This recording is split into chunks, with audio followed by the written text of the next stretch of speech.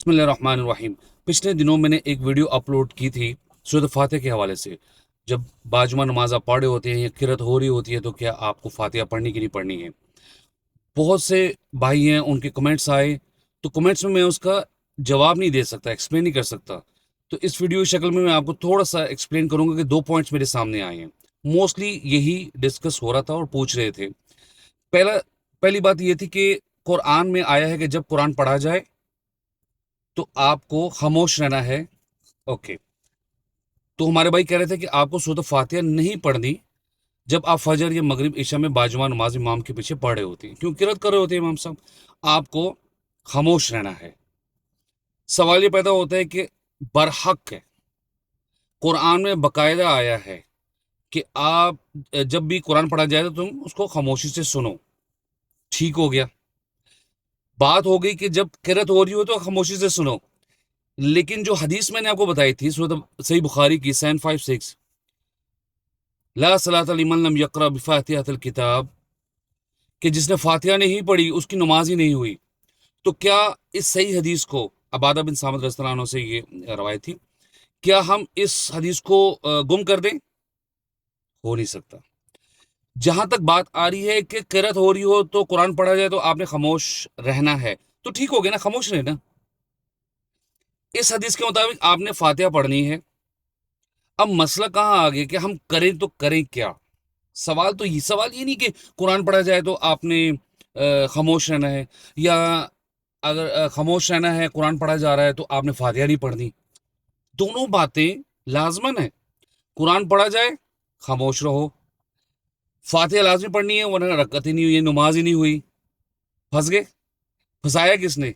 इमामों ने। इमामों ने फंसाया है। क्या उन तक ये हदीस नहीं पहुंची? 756 पहुंची है। तो मेरा यही जवाब कमेंट्स बॉक्स में भी था, हमेशा से था। मैं हमेशा से इस हदीस को, इस सूरत फातिहा को मैं क्यों बार बार इंप्लीमेंट करता हूँ, क्यों बार बार वीडियो करता हूँ, क्यों बार बार समझाता हूँ। समझें उसकी वजह। ये नमाज का मसला है। जिसने फातिहा नहीं पढ़ी उसकी नमाज ही नहीं हुई। तो फातिहा नहीं पढ़ेगी तो नमाज ही नहीं हुई। मसला ये है। मसला ये नहीं है कि चल जाएगा। इमाम साहब को समझाएं, हिम्मत करें, उनको बोले इमाम साहब 10-15 सेकंड, 20 सेकंड की बात है, 10 सेकंड की, खामोश रहें, हमें फातिहा पढ़ने दें। फातिहा भी पढ़नी है। वो सब हमारे भाई कह रहे थे कि नहीं जी, मसलक ये तो मसलक वो तो ये वो। ओ भैया, सब मसलक अपनी जगह। एंजॉय आप जिस भी मसलक में हैं। बात है सही हदीस की। आपका मेरा फैसला नहीं है, मुहद्दिसीन का फैसला है। आ गई सही हदीस, पढ़ ली, अमल करना है, कैसे करना है वो आप पर जिम्मेदारी है। देखिए, मेरी आपके साथ कोई बहस नहीं है, कोई इसको जबरदस्ती नहीं है, कोई जोर नहीं है। रिमाइंडर दे रहा हूँ, हदीस पहुंचा रहा हूँ। मैं जब भी फातिहा की बात करता हूँ, नमाज में पढ़ने के साथ ही आए थे कि कुरान में कहा गया जब कुरान पढ़ा जाए तो खामोश रहो। तो किसने मना किया है? खामोश रहो। इमाम साहब को बोलो आप भी खामोश रहो 10 सेकंड के लिए, हमें फातिहा पढ़ने दो। आपकी फातिहा भी इमाम साहब तेज है, हम उसमें भी नहीं पढ़ सकते आपके साथ साथ। हमने तो पढ़नी है फातिहा, हम पढ़ेंगे, पढ़नी ही है, वरना नमाज नहीं हुई। फैसला आपके हाथ में। दूसरे हमारे भाई थे मासूम, वो कह रहे थे कि क्या पहली रकत में दो में पढ़नी और बाद में नहीं पढ़नी दो रकत में।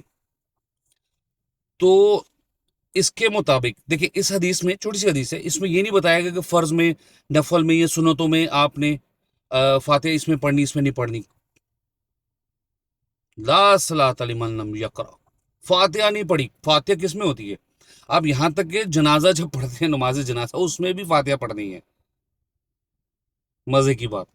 लिहाजा आपने फातिहा हर रकत में पढ़नी है।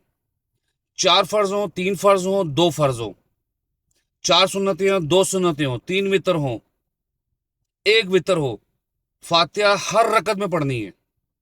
Very simple. इस चक्कर में मत जाएंगे, नहीं जी फर्ज में पढ़नी नहीं, जोहर में पढ़नी है जब खामोश होते हैं, या फजर में पढ़नी है। भैया कहीं मेंशन नहीं है कि इनमें पढ़ना है इनमें नहीं पढ़ना। आपकी फजर के 2 फर्ज है ना, दोनों में पढ़ना है। आपके जोहर के 4 फर्ज हैं, असर के 4 फर्ज हैं, मगरिब के 3 फर्ज हैं, ईशा के 4 फर्ज हैं, पढ़नी है।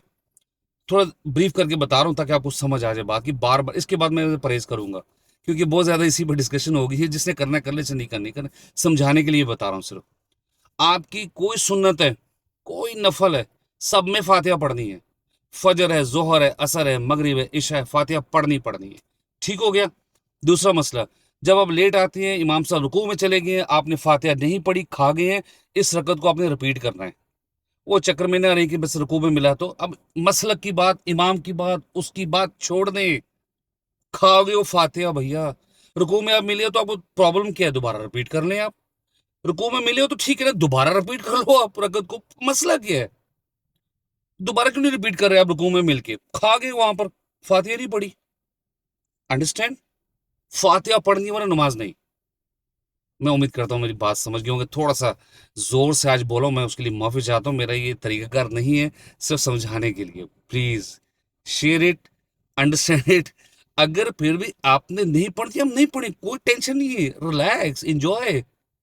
میں نے پہنچا دیا، میں نے اپنا فرض پورا کیا نا. میں نے اپنی قبر، اپنی گردن جو ہے اس کا بندوبست کیا ہے. میرے سے نہ پوچھا جائے، مجھے پتہ چل گیا تھا. انشاءاللہ. Thank you very much. السلام علیکم ورحمۃ اللہ.